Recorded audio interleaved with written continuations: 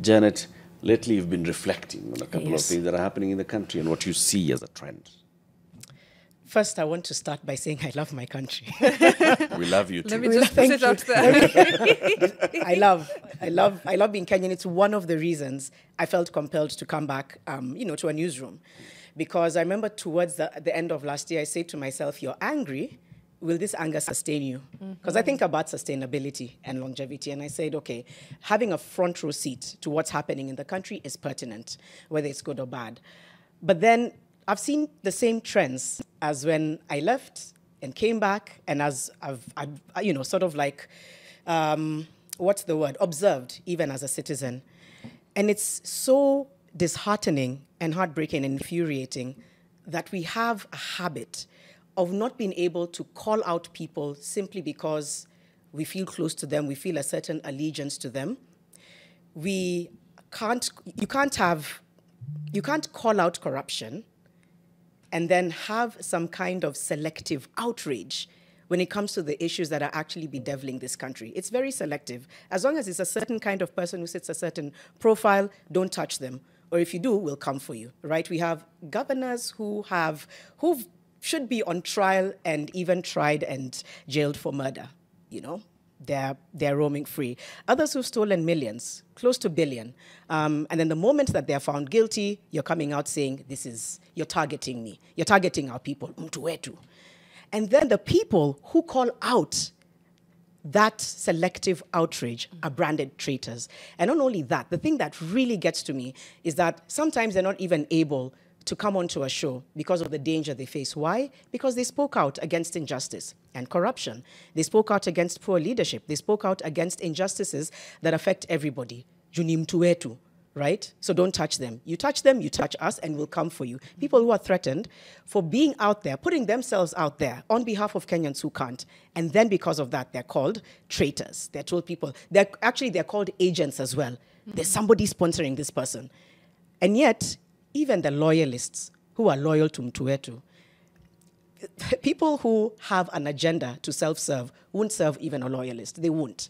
And at the end of the day, sawa, ni Mtuwetu, he's ours. Hata kama ni mwizi, hata kama anafanya hivi, he's still ours.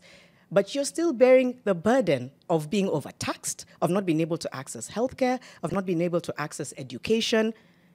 The loyalist will also not come to save you. Please miss me with that. Please, miss me with the selective outrage, and miss me with the fact that if you speak for justice and against corruption, people come for you. For what? What have I touched? What nerve have I touched? You've touched their bag. I've touched their bag. It's a bag that, trust me, that bag won't stay. And sometimes you don't even get that bag, right?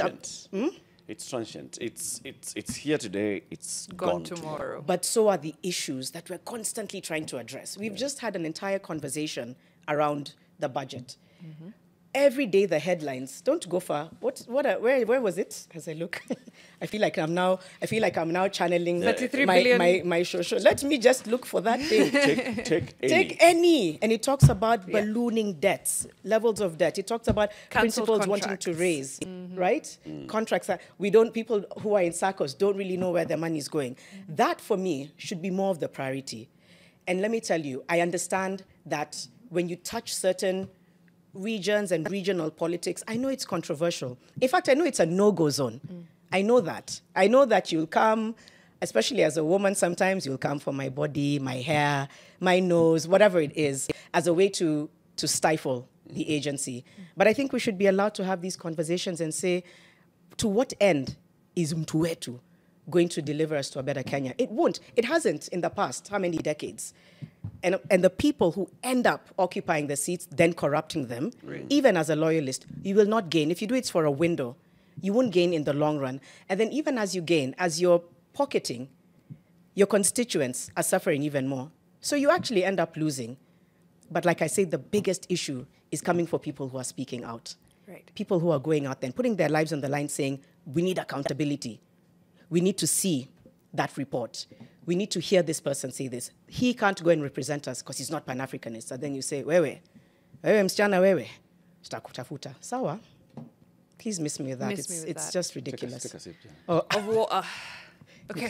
Take a sip. I promise you it's coffee in this mug. As she chill. sips, I'm going to be the bad guy. Mariam.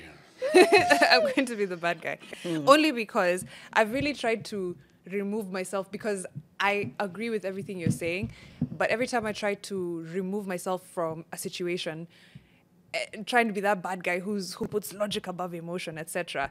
There's these books by Noah Harari. I'm trying to remember. There's Homo Deus. There's one of them is escaping me, but Homo sapiens. Sapiens, I think, is the name of the book. Anyways, long story short, talks about the evolution of man, etc., how we come together, how we form community. And the very basis of community is we band together because we look alike, we sound alike, we act alike, etc. And that togetherness is what keeps us safe from our enemies, from the elements, from everything else. And that's what, propels society. So then, this is community X, community Y, blah, blah, then we become one big community, which becomes a nation. All that. It's our nature. It's our nature, right? Is Wetu syndrome just not an extrapolation of human beings forming society and forming community?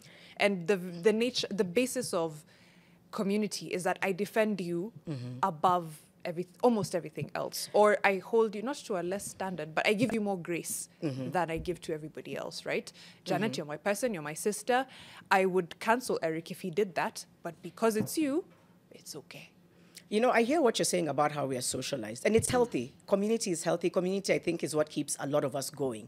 But if it's at the expense of progress, and, if it's at the expense of trying to fight some of the biggest ills in society, in principle, that's something that we need to question. Wetu syndrome is intrinsically in people. My issue is how much it has completely blinded people to a reality where they find themselves on the receiving end of the mistakes of their mtu.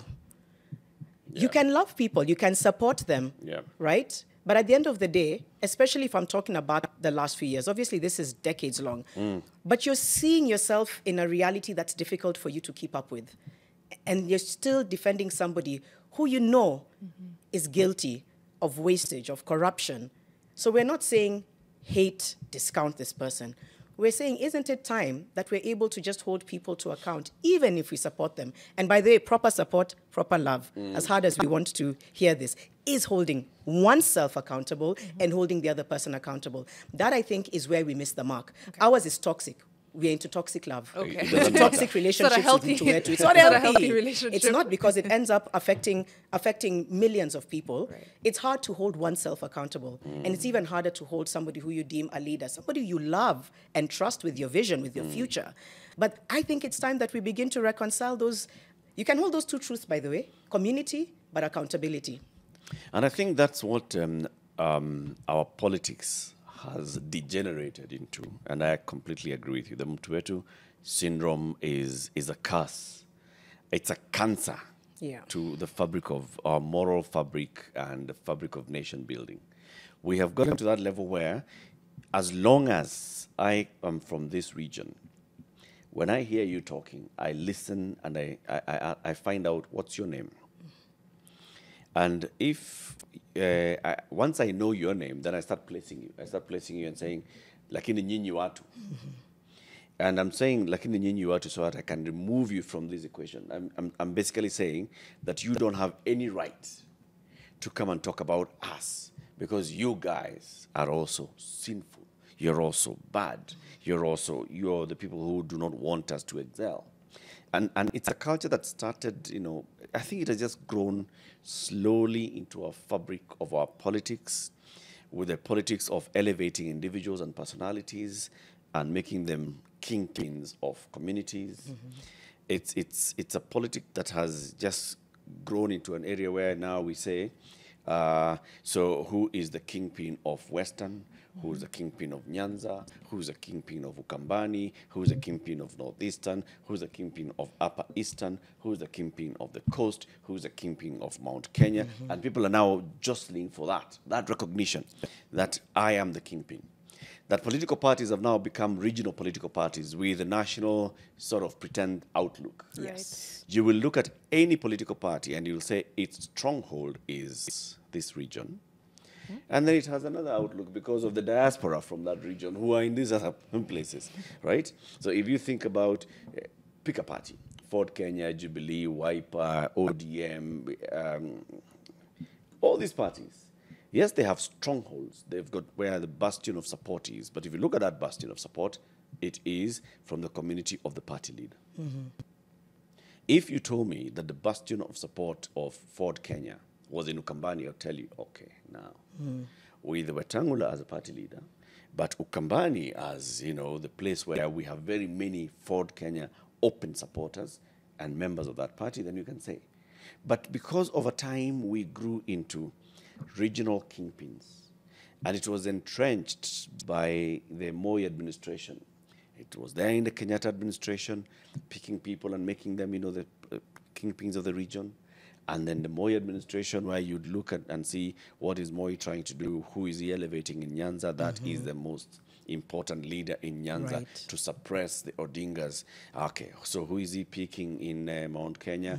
Okay, in every district, bigger districts of Mount Kenya, there's a person in Murang'a, he has a person in Nyeri, he has a person in Kiambu, he has a person in Ukambani. He has Mulu Mutisia. He has Jackson Angaine in Meru. He has got Jeremiah Nyaga in Embu. He's got the Sharif Nasirs of Mombasa and the Ngalas of the coast. And if you look at all that, Jackson Oletipis in Narok or Stanley Oloitip in Kajiado, and elevating these people. So it becomes that if Oloitip is speaking, he's speaking for the Ma community of Kajiado. And Jackson Oletipis and later William Walentimama are speaking for the Ma community of Narok. Is that a And bad so thing, now, if anybody talks about any bad deeds by William Walentimama, the people of Narok, they've been socialized to see that this is their leader, this is their champion. It is because of him and his proximity to the president that we are receiving these, goodies that we are getting here. So if you touch that, you're basically touching us. And you're targeting us. Mariam has asked, is it a bad thing? Right. And how do we to ourselves without becoming one homogeneous, weird blob of fake cohesive unity? Because even though it would look more cohesive if Ford Kenya's stronghold was in Ukambani. Let's be honest, representation doesn't work like that. I want someone who looks like me, who gets my issues, who grew up with me to represent me. I want to see myself in my leaders. So how do we then unto ourselves without becoming, just one big blob of this is Kenya and that's it? I think no identity. With no identity. Do you want to speak to that? I was going to say, I love that we can identify with who we are. I love it. And what's unfortunate is it's been turned into something negative. So me saying Mtuwetu, it's about the fact that incompetence around Mtuwetu or, having a preferred person who may not necessarily have good intentions, and we saw that over and over and over again, is what has now further disenfranchised communities, the same communities that they're held in high regard. That is the biggest issue. It could have been an opportunity, actually, to just shine light on how beautiful and amazing we are, just in our differences. That's who we'll always be. That should never be taken away from us. We should always be proud to be Kenyan, to be from whichever region you're from. That's beautiful, and to be proud of being in that community. The issue is then you have somebody, to his point, where you have proximity and you're revered, therefore you cannot be questioned. Therefore, whatever you do, even if it is to our disadvantage, tunajikaza, because he's the demigod. There's a very interesting saying here because I'm really into sayings. By there, I didn't even have to bring this out. It just came in. It just came in. It's Jano Hamakot. Chinua Achebe once said, a man who brings home ant-infested firewood should not complain when lizards start visiting. You see? So what that means is you revered. And maybe you were proud. You saw your person, you saw your identity. But then there's an issue around, first of all, sycophancy, incompetence, and then not really having the community's interests at heart. You know it because of your proximity to power.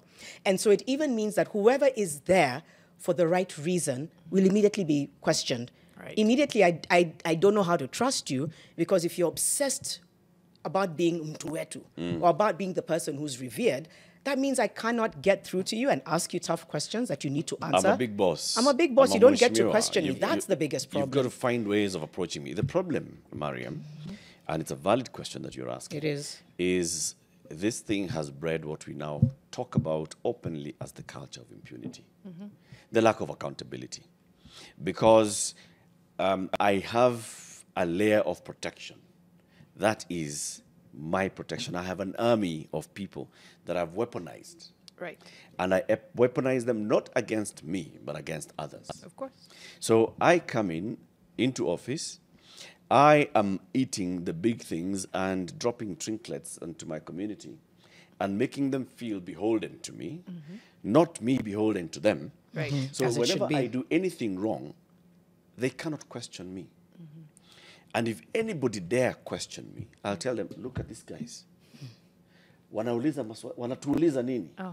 Right? Right. And this is what has led to a culture of impunity in this country, where people feel that they're above the law. People feel that they're above question, that you cannot even be questioned by people in your own community. Now, the worst part is that, that if anybody in your community starts raising questions about you, then people start fighting that person. Right. People start saying you have been sponsored. People start saying that wewe unataka hiyo kitu nafikiri unawezana nayo wewe kaa. Yeah. Right? Yeah. And they push it to the extent of violence. It's okay for someone to come and say, Janet, I actually don't think what you're saying is right. I don't believe what you're saying is good. And then Mariam will come and tell me, Eric, I think what Janet is doing is right. And let's have an open debate about it. But you cannot now come and say, Eric, toka hapa, kwenda kabisa, usirudi hata hapa, unaingilia Janet, wewe ndio nani? Wewe ndio nani? Yeah. That is what the problem is. That's the problem with our mtu wetu culture, our mtu wetu syndrome, that we now say that you cannot touch ours. Hata kama ni mwizi wetu. No. Yes. Ni mwizi. Yes. And then as a result, you get this bloated, you're feeding this person arrogance, and you're putting them on a pedestal when it should be the other way around. We completely forgot about service leadership. Service leadership. We completely forgot about that. And yet that is leadership intrinsically. And so anything that goes against the grain we end up reaping the repercussions of it, because it's not normal for a leader to be obsessed with power and not being questioned. That's not how it works. How it works is you're able to just have your constituents access you, have the people demand answers, and then you're able to either reflect or punish, whatever it is, but you do it within reason, and you do it because you are a leader. But when you put all of those barriers around it, then it means you just get people who can get away with anything, murder, corruption, embezzlement, and then you can't touch them. So how do we fix it? That's a conversation that now we should move into. So, okay, is the mtu wetu syndrome a good thing or a bad thing? That's one of the questions that you can join the conversation and tell us. And is there a fix for this? Right. How do we fix it? So Janet needs to breathe, kunywa maji kidogo, as we take a break. We are live everywhere on YouTube and Facebook and NTV and Nation FM, and we are seeing comments. Star Kenya, Rolling Zabida are already engaging. What do we do about Wetu syndrome? This is on YouTube. On Facebook, we are still many more comments also coming in. On TikTok, we'll be sampling them as we come back. And also, we'll pick your calls. Do we have an issue with Wetu? Is it a bad thing or a good thing? If it's a bad thing, how do we fix it? If it's a good thing, how do we make it work better? Okay? If you believe that Wetu is a good thing, then how do we make it work better? How do we use it for the betterment of the country? This is Fixing the Nation, one conversation at a time. Time for a break at 26 to 10.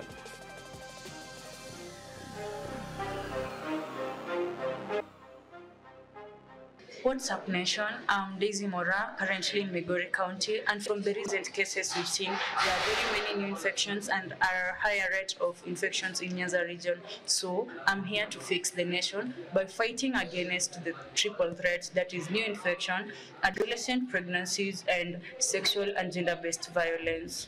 What's up, nation? My name is Griffin Wanupi from Rongo University.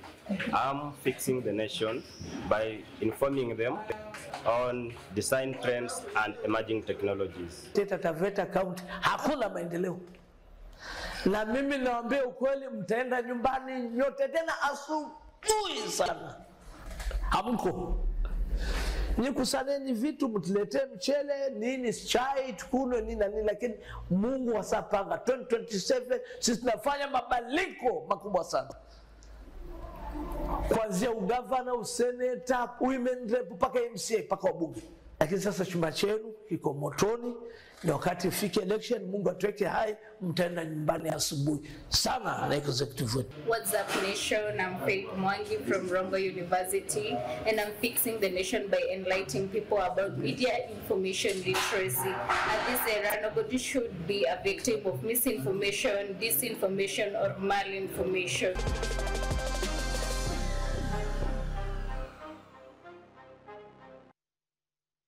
Asubuhi sana. Mlete msukari, mlete mchele, mlete ni sawa, lakini mnaenda nyumbani nyinyi wote. Nyinyi wote mnaenda nyumbani. Guys.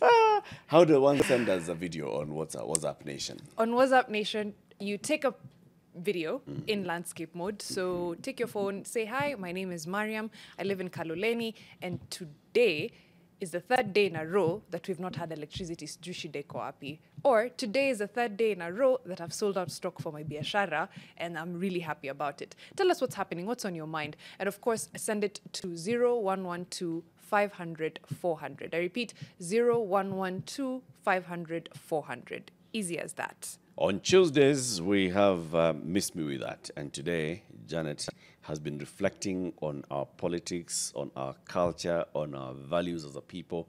And she's saying, look, there's something that's, endeared itself into our moral fabric, where whenever somebody belongs to us, they speak our language, they become our person. And that person has no wrong at all. They can never do wrong, especially if the person who's pointing a finger is somebody from another community. And she's saying, no, miss me with that. We must hold all of us accountable for our individual actions and our individual deeds and misdeeds. And that thing of saying, Wetu, absolutely no. And we're asking, so is Wetu syndrome a good thing or a bad thing? And comments are coming in, they're very many. Michael says, Wetu politics is a perception that you will somehow benefit if your person is in office. And this has been entrenched due to the fact that over the years, some regions have undeniably been marginalized. Rawlings says, Wetu syndrome fuels ethnic division, corruption, poor governance, and unequal resource distribution in Kenya. Star Kenya is engaging you, Mariam says. Yes. Mariam, Wetu is bad manners, period. Society, that's human nature, errs on the side of what is collectively good. People who misbehave, hence Wetu syndrome, conflicts that.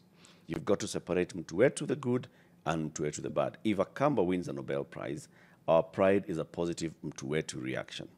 If a Kikuyu steals from the youth fund, the Wetu syndrome is misplaced. And I completely agree. Sometimes it's just good to, stoke the fire. But I do agree. And essentially, I've even seen, I don't know if I'd call it a reduction in Wetu syndrome or some good signs. The only problem is, even when we Wetu, we don't go very far. We don't go very far. But like I'm thinking for the 2022 general elections, the fact that we got to see Uhuru Kenyatta lose support in his home base, which was something very, not unexpected. I think we could feel it because of, the economy, etc., the general dissatisfaction with governance issues.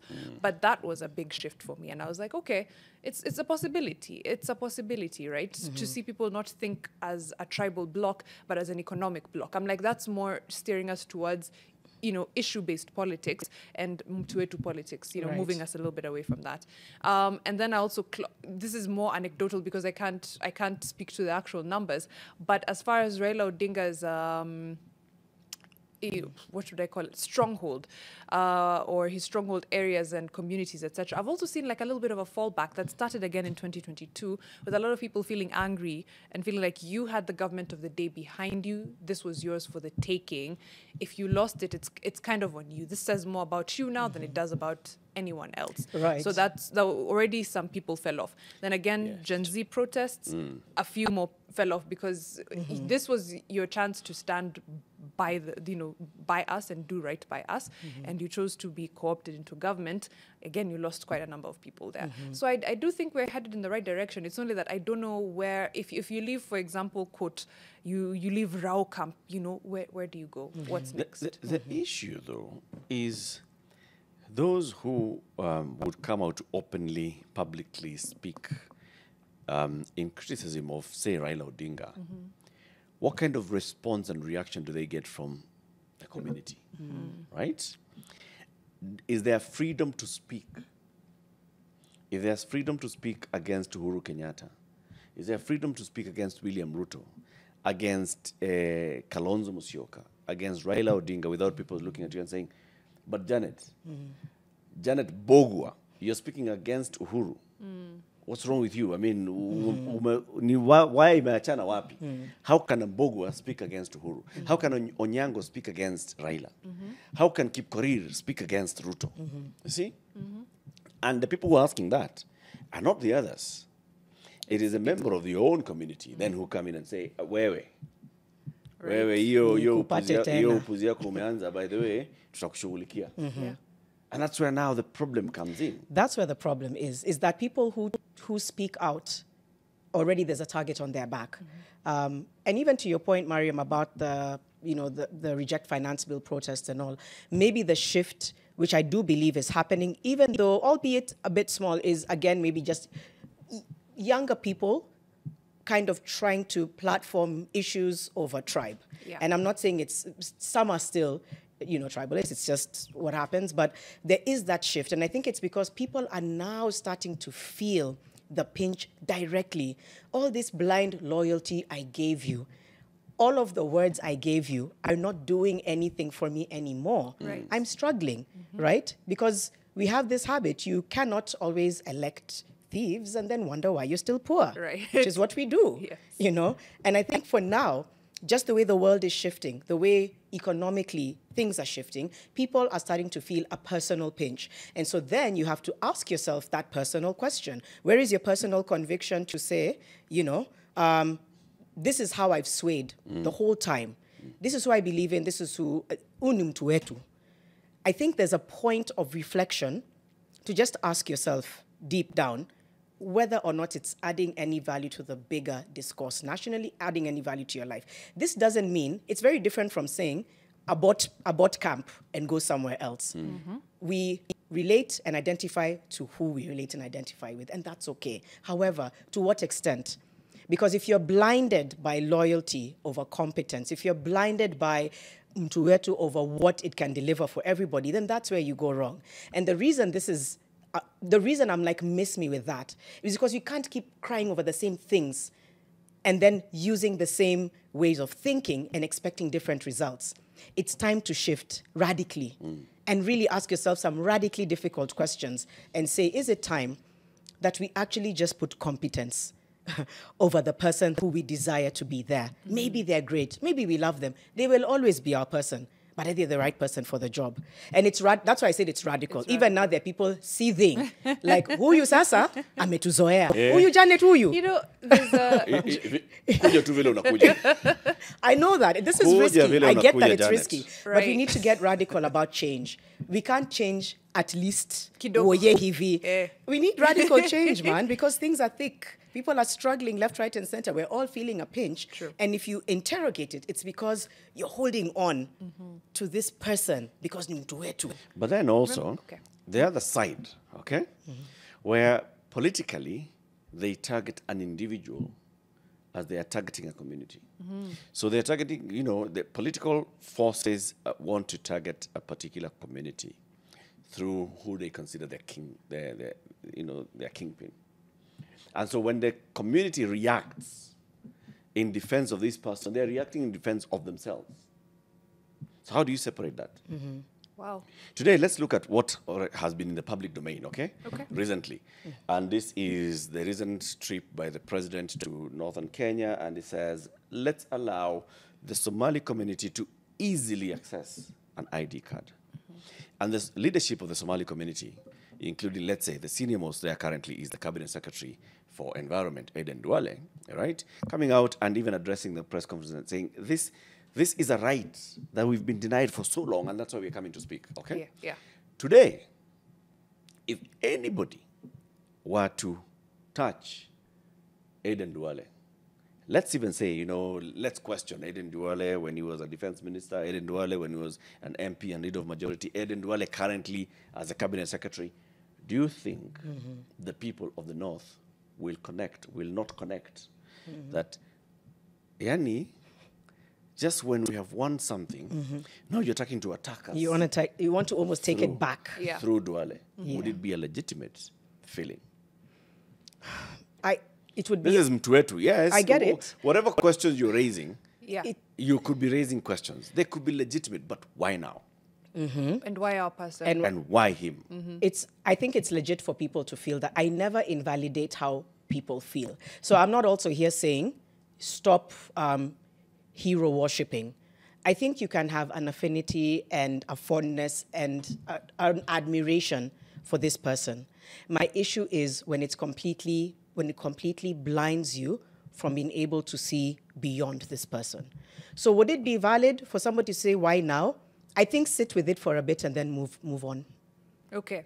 I think so. Feel it. Right. Man, we were just getting there. We were just getting our chance, our moment. Okay. Number one, you don't want to interrogate any further, but I'm here to tell you it's not really your chance or your moment. Yeah. It just happens to be someone who looks like you identify with, and that makes you feel some kind of that proximity. But beyond that, I think that's more of a facade because you're You think still. it's a facade? I'm saying it's not entirely a facade. I'm saying it's 50-50. Okay. I'm trying to break it down. I'm Okay. saying feel it. Feel the fact that we had our moment, right? Or we had this person, man. We've never had somebody from this region, put our name out there. We love it. It's just, I was going to go to Teboho from Botswana for the Olympics, and how he was the first Yes. gold medalist. But I'm like, don't put him in the same camp. As these ones, yeah. I'm Fair. saying I do not ever want to invalidate the different complex layers of ethnicity in Kenya. I know it's a very delicate touch point. I know that there are those who have always felt disgruntled and disenfranchised. I am not going to invalidate that. Why? It runs deep. Right. Deep huko independence. It's very, very deep, Yeah. right? So I'm not going to invalidate and say, Yamazeni bwana, kwani you guys know? What I'm saying is that at some point, we need to move away from that and look at competence over competence over what's even the if word? it's regional balance, we should not just say at least mtu wetu wa Ukambani ameingia kwa cabinet. We should ask is who's this person? Yeah. And then, as they're serving, it doesn't mean that because you have been appointed and you're the only minister from our Ukambani region, therefore, we cannot question you. If you are not performing, us from Ukambani will say, you're not performing. Exactly. And if anybody else from any other part of the country says you're not performing, we should not look at it like, wewe, kwani huyo wenu ameperform aje, huyo wenu. It's Because- just that guy. Because that's what we do. It's true. Even with women rep positions, very easy one. People are like, women reps don't do anything. It's like, okay, MPs haven't done anything and they've been here a lot longer, right? But to my point, I was just remembering 2 Fridays ago, Giuliani said the shift has happened. It's catching up that's needed. And I caught Yes. myself and I was like, I think the shift has happened, even as far as Mtuwetu's ism is concerned, in large part. It's just the catching up that's happening. And that's why some people will there's a still kind of catch discord. themselves, Yeah. to your point, Mariam, saying, immediately going to what Erica said, which is, but we just need to catch ourselves now. Right. Because unlearning also it's also progressive. It takes time. It True. takes time, but give yourself permission to unlearn it, no matter how uncomfortable and unfair it sounds. Because at the end of the day, remember, as long as they're Mtuwetu, you can't question them. Ask yourself if that's fair. It's not fair, because if you have issues happening in your county and you want to question this person, and you have 10 million barriers around, also the warning that if you question this person, we're going to target you. Right. So I think it's about that unlearning, and it's unlearning decades. Radical change is something where it plants a seed and then you have to remind yourself every day, so that it comes to the point where we say, even if it's somebody who's from a region and there's a sense of pride, Right. this time they're just managing their expectations a bit more, a little bit more. They're excited, but they're saying, okay, but dude, we need you to do work. Right. We need you to do right by us, but also by the entire country. Not We need you to progress us over others. That has been the issue. You've progressed people. Of course, it's going to cause resentment. You know what the gag is? Even when it's meant to progress us over the others, oftentimes, no. Nope. We still don't get progressed. It's their people, and their people being their circle. That's it. And then everybody else hopes for crumbs falling from the tenders and all other opportunities that come as a result of that. But I do agree that if we get to a point where we're thinking beyond, Mtwetu is not my person because they're my person. It's their person when they're representing my interests, when they're representing national interests as well. And I mean my interests and the nation interests, not mine as in Nataka Katenda. You know, like that. Not like that. Exactly. Matthews Ndubi, to move forward, Kenya must embrace merit-based appointments, inclusivity and transparency in governance and economic opportunities. Ending Mtwetu syndrome is key to building a united Kenya. Michael Mwangi, we have to create a culture where people feel they can get what they deserve despite not having their fellow tribesmen to end Mtwetu politics. But if this tribal cronyism continues, we will not move. And there's a lot more feedback on YouTube. I'm liking the debate that's happening on YouTube because people are engaging. Matthew, Michael, Rawlings, Alex, and of course, Tar Kenya, the ever controversial one, who says Mtwetu syndrome is actually a society's cry for help, psychologically speaking. Yeah, let's look at the root cause. That's Jared. Let's look at the root cause. Marginalization caused people to want to have someone push for their issues because those in power only developed areas whose individuals sat with them. So let's address it. That's a perfectly fair, takeaway from that. To be honest, the reason you want someone is because, the other person wasn't doing, wasn't working for you. They came in and they took care of their people. Now you want someone to come and take care of you. You want the goodies to come to you. Yes. And if proximity then brings the goodies to you, Why not? then you think, why not? Okay? Yeah. Morgan on Facebook says, in Kenya, democracy was introduced with good intentions and multi-party politics aimed to promote inclusivity. However, has largely turned into tribal divisions. Even mature democracies like the US have two major parties. We should focus on forming and joining parties based on ideology and not ethnicity. Easier said than done, but we must, guys, we have to just start. We don't have a choice. Spanner in the works. Not Throw. even. I don't even want to do ideology-based politics, and I will say this because look at what is happening in the West, largely in the US, Europe, etc. You become so bound to these quote-unquote ideologies that there's no room for thinking. Can we just move to best person-based politics? I don't know if that's a thing. No, it is. Again, Here you're like, goes the libertarian. I am left, I am right. Now I have to be, if I'm left, I have to be pro everything that the left is for. If I am right, I have to Here love goes the libertarian. And no, it's a very divisive strategy. Right. A lot of politicians globally are guilty of it. But in a nutshell, let's move away from is that our person to are they the best person for the job? I know it's going to take a while. Seed planted. This conversation is Huko, I don't know, Sprinkle, decades sprinkle. in the making. But thank you. Thank you for, the engagement is fantastic. And let's keep the conversation going on Fixing the Nation using hashtag Fixing the Nation and TV across all our social media platforms. Let's keep interrogating and having uncomfortable conversations. It's the only way I think we can navigate ourselves to a better truth. I believe that's where it starts. Now, and we can cry about it and get mad. And finally, please stop putting targets on the backs of people who are pushing for change. That is something that really gets to me. I know we have Mwikali coming up very shortly for Your World. She'll be speaking to a life coach, Peter Kanjagwa, and Carol Mwende, who's a youth mentor. And impact of social media and relationships. Oh, Mwikali, we can see you. I know that you're going to have a conversation on social media and relationships. Tell us more. Tell us more, Mwikali.